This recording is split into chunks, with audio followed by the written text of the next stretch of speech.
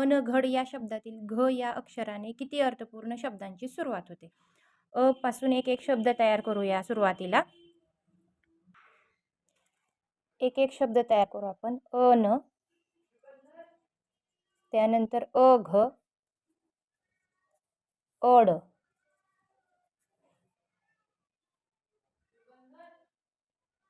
Sorry आपल्याला घ या अक्षराने किती अर्थपूर्ण शब्द तयार होतील विचारले. मग घ पासून वेगवेगळे शब्द बनवू. घ, घ अ, घन, घड. आता बघा याच्यामध्ये घ ला काय अर्थ नाही. घन म्हणजे क्यूब माहित आहे, याला अर्थ आहे, म्हणजे हा एक पूर्ण शब्द आहे. घड म्हणजे द्राक्षेचा वगैरे घड असतो, तो घड. म्हणजे आपल्याला किती अर्थपूर्ण शब्द भेटले? 2. म्हणजे पर्याय क्रमांक 2 हे आपलं उत्तर असेल.